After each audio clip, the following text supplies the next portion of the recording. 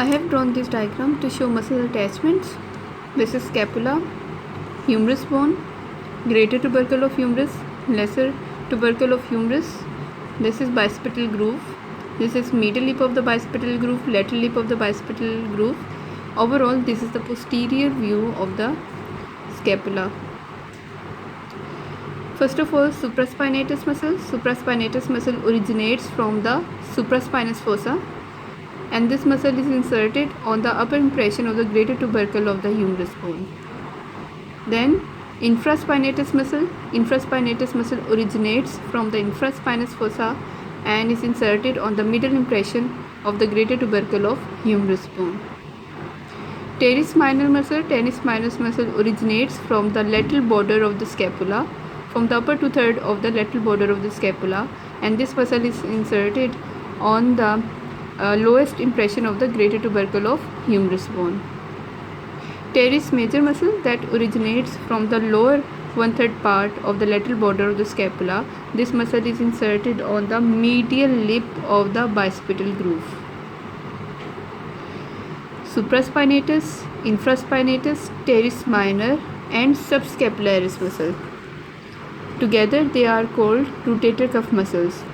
Subscapularis muscle originates from the costal surface of the scapula or subscapular fossa and is inserted on the lesser tubercle of the humerus bone. So muscles that are inserted on the greater tubercle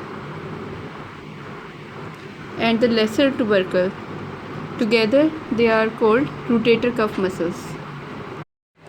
Pectoralis major muscle. Pectoralis major muscle that originates from the anterior surface of the middle two-third part of the clavicle, from the anterior surface of manubrium sternum, from the anterior surface of body of sternum, and from the costal cartilages, from 2nd to 6th costal cartilage.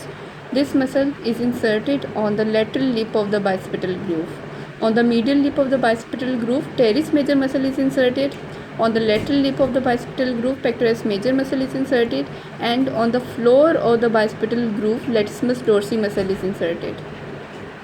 I am repeating again the attachments on the bicipital groove. This is medial lip of the bicipital groove, this is lateral lip of the bicipital groove, and a floor of the bicipital groove. Medial lip of the bicipital groove gives insertion to teres major muscle.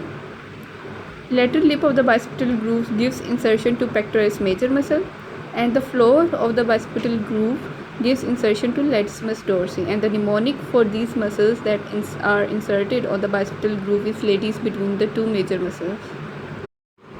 This is the coracoid process of scapula. From the tip of the coracoid process, coracobrachialis muscle originates, and this muscle is inserted in the middle of the medial border of the shaft of humerus bone.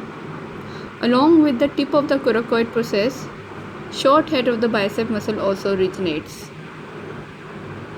Again, this is the diagram showing the long head and the short head of the bicep muscle. Short head of the bicep muscle originates from the tip of the coracoid process along with coracobrachialis, and the long head of the bicep originates from the supraglenoid tubercle. Both these heads, long head and short head of the bicep muscle, is inserted on the radial tuberosity of the radius bone.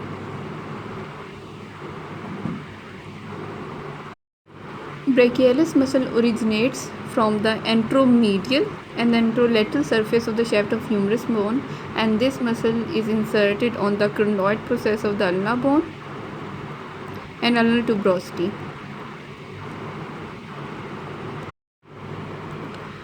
Deltoid muscle that originates from the anterior border of the lateral one-third part of clavicle. This muscle also originates from the acromion process of the scapula and the spine of scapula. And finally, deltoid muscle is inserted on the deltoid tuberosity. Deltoid tuberosity is present on the anterolateral surface of the shaft of humerus bone. This is the posterior view of scapula and humerus bone. As you can see that from the infraglenoid tubercle of the humerus bone, long head of the tricep muscle originates. Lateral head of the tricep muscle originates from the oblique ridge, present on the posterior surface of the shaft of humerus bone, and the medial head of the tricep muscle originates from the area below the radial groove. Tricep muscle is finally inserted on the posterior part of the superior surface of the olecranon process of ulna bone. Ulna bone is the medial bone of the forearm. Again, this is humerus bone showing the medial epicondyle and the lateral epicondyle. This is lateral supracondylar ridge. This is medial supracondylar ridge. Ulna bone, radius bone, first, second, third, fourth, fifth metacarpal bones. As you can see in the diagram that brachioradialis muscle originates from the upper two-thirds of the lateral supracondylar ridge, and extensor carpi radialis longus muscle originates from the lower one-third part of the lateral supracondylar ridge. Brachioradialis muscle is inserted on the base of the styloid process of the radius bone. An extensor carpi radialis longus muscle is inserted on the posterior surface of the base of the second metacarpal bone. Superficial flexor muscles of the forearm originates from the common origin point, which is the medial epicondyle of the humerus bone. Superficial flexor muscles of the forearm are following: palmaris longus, flexor carpi radialis, flexor carpi ulnaris, flexor digitorum, superficialis muscle. Superficial muscles of the back of the forearm originates from the lateral epicondyle of the humerus bone. These muscles are anconeus, brachioradialis, extensor carpi radialis longus, extensor carpi radialis brevis, and extensor digitorum. So, extensor muscle originate from the lateral epicondyle, and superficial flexor muscles of the forearm originates from the medial epicondyle of the humerus bone.